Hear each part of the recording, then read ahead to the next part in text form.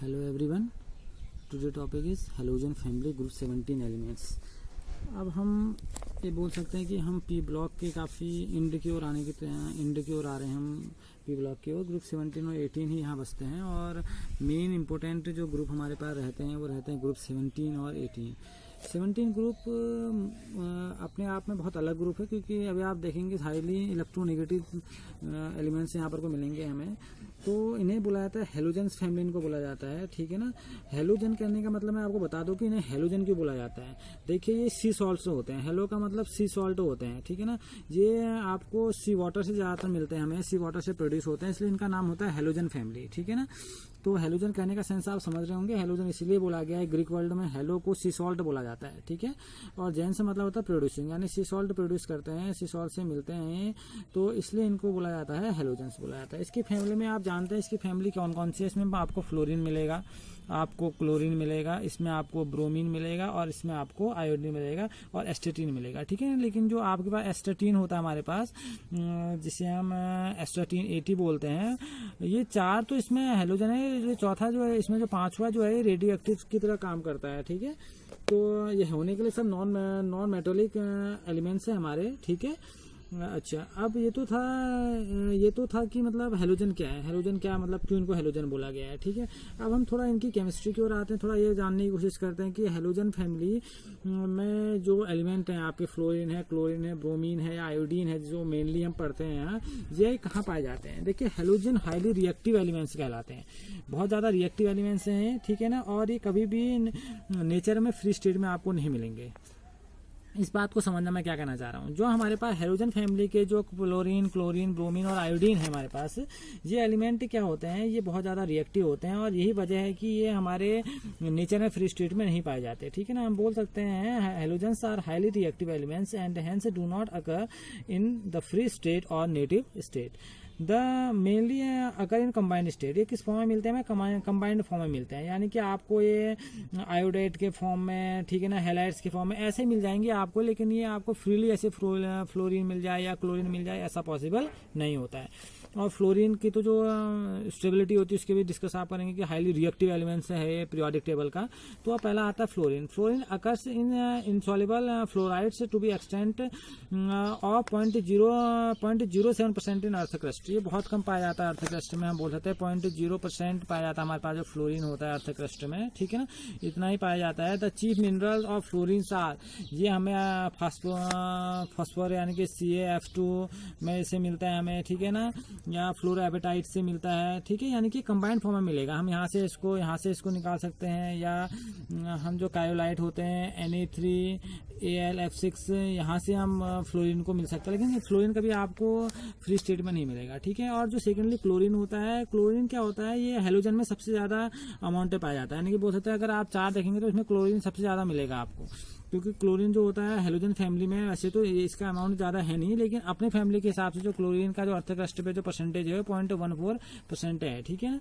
तो ये earth crust में अच्छा पाया जाता है। ठीक है ना। और जो इसका चीफ सोर्स है वो सी वाटर ही है। ये सी सॉल्ट से ज़्यादा आपको मिलता है, या रॉक सॉल्ट से आपको मिल जाता है। जैसे कि ये भी कंबाइंड मिलेगा आपको। NaCl से आप Cl निकाल सकते हैं, यानी कि सोडियम क्लोराइड से निकाल सकते हैं आप। ठीक है ना। या कैल्शियम क्लोराइड आपका CaCl2, इससे हमें मिल सकता है। तो ये भी कंबाइंड स्टेट में ही आपको मिलेगा, लेकिन ये हेलोजन फैमिली में हम कह सकते हैं कि ज़्यादा अमाउंट में हमें क्या होता है, मिलता है। ठीक है। अगला हमारे पास जो मिलता है ब्रोमीन मिलता है। ब्रोमीन जो होता है ये ब्रोमाइड्स के फॉर्म में हमें मिलता है। ठीक है ना। ये भी सी वाटर्स के रूप में मिलता है। ठीक है। यानी कि जैसे कि आपके पास है NaBr है या KBr है, उससे हम इसको निकाल सकते हैं। ठीक है ना। ये भी जनरली बहुत कम मात्रा में ही क्या होता है हमारे अर्थ क्रस्ट में पाया जाता है। अगला जो हमारे पास होता है आयोडीन, यानी कि आयोडीन जो होती है वो भी अर्थ क्रस्ट में ज़्यादा नहीं पाई जाती। ये भी आपको सीवीड्स में या अल्काली मेटाइड और आयोडाइड्स में मिलती है।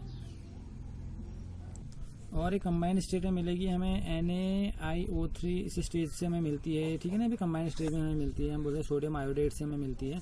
तो अगर आप इन सभी को उठा कर देखेंगे ना, अकरेंस से देखेंगे, तो ये फ्री स्टेट में है नहीं, ये आपको कंबाइंड स्टेट से आपको निकालने होंगे, इनका प्योरीफिकेशन करना होगा वहाँ से, तब आपको ये मिलेगा। ठीक है ना। ये तो था ये हमें नेचर में कैसे मिलता है और ये कितने रिएक्टिव हैं और अब कितने रिएक्टिव हो सकते हैं, इनकी फिजिकल केमिकल प्रॉपर्टी, इनके इलेक्ट्रॉनिक कन्फिगरेशन से पता चलेगा। तो फर्स्टली हम जो बात करते हैं इनके इलेक्ट्रॉनिक कन्फिगरेशन की बात कर लेते हैं। ठीक है ना।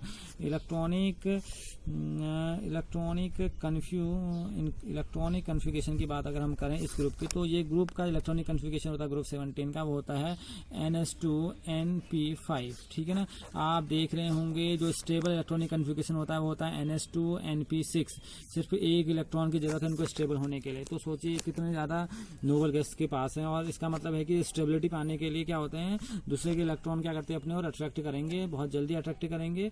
तो सिर्फ एक इलेक्ट्रॉन कम है इनका इनर्ट गैस के इलेक्ट्रॉनिक कन्फिगरेशन पाने के लिए। तो उनकी जो कॉमन, अगर हम बोलेंगे इलेक्ट्रॉनिक कन्फिगरेशन में कॉमन ऑक्सीजन स्टेट जो उनकी होती है, अगर आप देखेंगे उठा के, तो उनको सिर्फ अगर देखेंगे एक ही की जरूरत है, तो हम बोल सकते हैं कि सिर्फ एक इनकी होती है। तो अभी आप इनकी कॉमन ऑक्सीजन स्टेट की बात करेंगे तो -1 के करीब इनके कॉमन ऑक्सीजन स्टेट होती है, -1 सभी की होती है लगभग, और ये +1 +3 +5 +7 तक ही पहुंचते हैं कुछ एलिमेंट। लेकिन फ्लोरीन जो ऑक्सीडेशन स्टेट की अगर बात करेंगे, फ्लोरीन की अगर मैं कहूँगा फ्लोरीन, तो फ्लोरीन सिर्फ -1 ही जा सकता है, क्योंकि फ्लोरीन अपने ही सीरीज में, यानी कि फ्लोरीन, क्रोमीन, ब्रोमीन और आयोडीन में अगर देखेंगे तो अबनॉर्मल बिहेवियर दिखाता है, क्योंकि इसके पास ज़्यादा सेल्स होती नहीं, अवेलेबल है नहीं इसके पास, ठीक है ना। ये डी में जा नहीं सकता, तो ये सिर्फ एक ही दिखा सकता है ऑक्सीजन स्टेट -1 की। और लेकिन जो हमारे पास क्लोरीन है या ब्रोमीन है या आयोडीन है, ठीक है ना, ये जो हमारे पास होते हैं क्लोरीन, ब्रोमीन, आयोडीन, ये आपके -1 भी दिखाते हैं, +1 भी दिखाते हैं, +3 भी दिखाते हैं, +5 और +7, यानी कि ये मैक्सिमम ऑक्सीजन स्टेट +7 तक पहुंच जाते हैं, ठीक है ना। लेकिन फ्लोरीन के पास ये प्रॉपर्टी होती नहीं है, वो सिर्फ -1 ही तक क्या कर सकता है, अपनी ऑक्सीजन स्टेट दिखा सकता है, ठीक है। ये तो था इलेक्ट्रॉनिक कन्फिगरेशन के बिहाफ पर ग्रुप 17 एलिमेंट्स का इलेक्ट्रॉनिक कन्फिगरेशन NS2NP5 है। एक इलेक्ट्रॉन चाहिए स्टेबल होने के लिए, इनर्ट गैस के कन्फिगरेशन के लिए।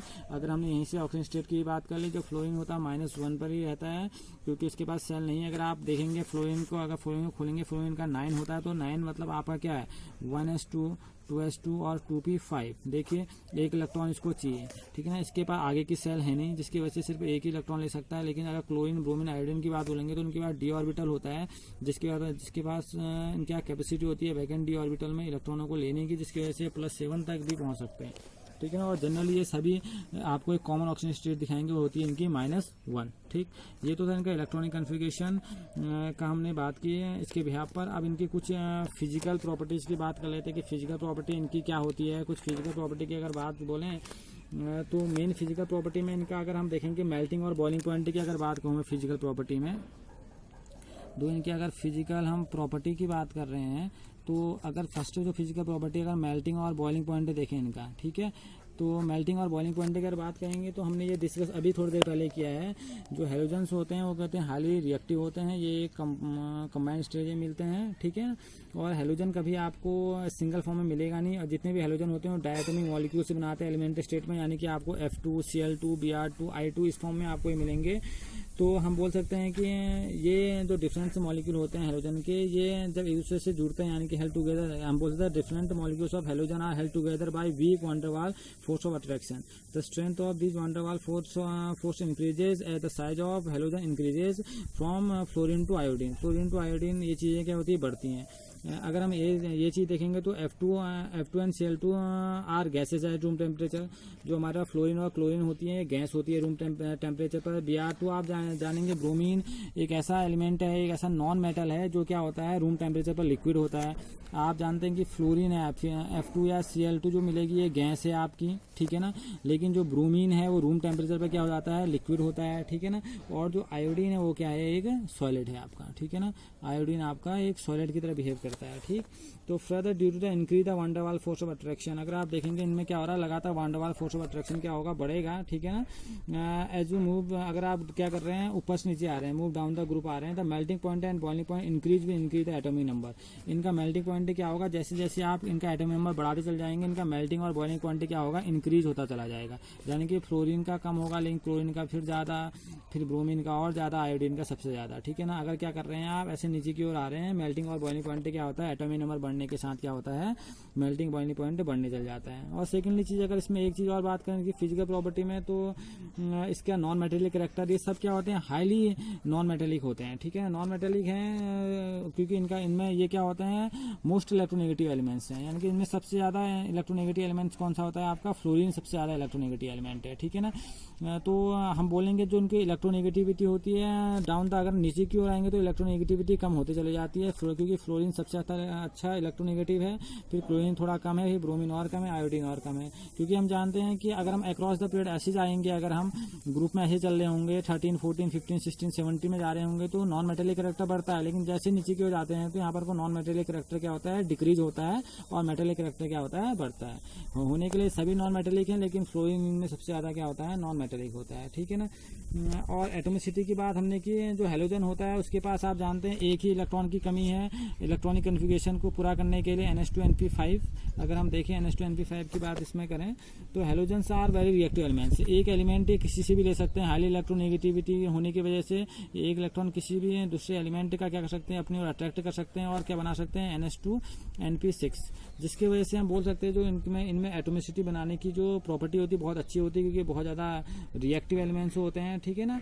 और दूसरी बात ये है, जब ये अपने ही से उससे जुड़ेंगे तो ये क्या बनाते हैं, कोवेलेंट बॉन्ड बनाते हैं, लेकिन जब एक मेटल और नॉन मेटल के बीच बॉन्ड बनेगा तो क्या होगा, वो प्योरली आयनिक होगा, ठीक है ना। अगर हम HCl की बात कर रहे हैं, HF की बात कर रहे हैं तो हम बात करेंगे प्योरली आयनिक कैरेक्टर की बात, लेकिन अगर मैं F2 की बात करूँ, Cl2 की बात करूँ तो ये कोवेलेंट होंगे, क्योंकि with in the same molecule ये काम हो रहा है, ठीक है। ये इनकी कुछ फिजिकल प्रॉपर्टी है। कलर की बात करें तो और हेलोजन्स आर कलर्ड, सारे हेलोजन का अपना एक कलर होता है, ठीक है ना। और कलर अगर आप बात करें तो फ्लोरीन का पेल येलो होता है, क्लोरीन का ग्रीनिश येलो होता है, ब्रोमीन का रेडिश ब्राउन होता है, आयोडीन का डीप वॉयलेट होता है, ठीक है ना। तो इनका कलर भी है अपने आप में, ठीक है ना। और इसका फैक्टर अगर हम बोलें तो क्योंकि ये इसलिए फैक्टर यह है क्योंकि विजुअल रीजन की लाइट क्या करते हैं, एब्जॉर्ब करते हैं। इनमें एब्जॉर्प्शन की पावर बहुत अच्छी होती है, ये लाइट को क्या करते हैं, एब्जॉर्ब करके ट्रांसमिट कर सकते हैं, जिसकी वजह से अपने कॉम्प्लीमेंट्री कलर भी क्या करते हैं, शो करते हैं, ठीक है। क्योंकि अगर आप देखेंगे इनकी ओर, अगर आप इनके साइज की ओर देखेंगे, फ्लोरीन से आयोडीन की ओर देखेंगे अगर आप, तो ये एक सफिशिएंट अमाउंट की एनर्जी क्या करते हैं, एब्जॉर्ब करते हैं, जिसके वजह से क्या होता है, ये लगातार क्या करते हैं, अपने कलर क्या कर सकते हैं, चेंज कर सकते हैं, कॉम्प्लीमेंट्री कलर भी दे सकते हैं, ठीक है ना। जैसे फ्लोरीन एब्जॉर्ब्स वॉयलेट लाइट, जो आपका फ्लोरीन होता है वॉयलेट लाइट एब्जॉर्ब करता है हाई एक्साइटेशन पर, लेकिन थोड़ी देर बाद क्या दिखने लग जाता है, पेल येलो टाइप का दिखने लग जाता है, ठीक है। तो बहुत सारी चीजें इनके बारे में। और सॉल्युबिलिटी की बात करें तो फ्लोरीन है, क्लोरीन है, वो रिएक्ट करते हैं वाटर के साथ, लेकिन ब्रोमीन और आयोडीन क्या होते हैं, वो भी क्या करते हैं, रिएक्ट करते हैं वाटर के साथ रिएक्ट करते हैं, लेकिन बहुत तेजी के साथ रिएक्ट करते हैं ब्रोमीन और आयोडीन, ठीक है ना। बट आर और लेकिन इनकी एक और इम्पोर्टेंट बात है, ब्रोमीन और जो आयोडीन है ये ऑर्गेनिक सॉल्वेंट में भी घुलते हैं, यानी कि क्लोरोफॉर्म में भी घुलेंगे, कार्बन टेट्राक्लोराइड में भी घुलेंगे, ठीक है।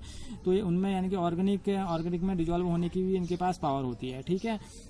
और जो नेचर मैंने आपको बताया, जो इसका नेचर यानी कि ये हाईली इलेक्ट्रोनेगेटिव है, तो इलेक्ट्रोपॉजिटिव एलिमेंट्स के यहाँ जुड़ने की इनकी कैपेसिटी बहुत अच्छी होती है, ठीक है ना। और जनरली ये एक नॉन मेटल और मेटल के बीच में जो बॉन्ड बनाते हैं प्योरली आयनिक बॉन्ड बनाते हैं, ठीक है ना। और जो अपने कंपाउंड बनाएंगे, यानी कि हम इंटर हेलोजन कंपाउंड बोलेंगे, यानी कि जो खुद से बनाते हैं, यानी कि एक्स टाइप का बॉन्ड जो ये बनाते हैं अपने ही एलिमेंट से जुड़ के, तो वो बनाते हैं कोवेलेंट बॉन्ड, ठीक है ना। ये इनकी थी कुछ फिजिकल प्रॉपर्टीज, ठीक है ना। अब हम डिस्कस करेंगे नेक्स्ट लेक्चर में इनकी केमिकल प्रॉपर्टीज के बारे में। Okay, thank you.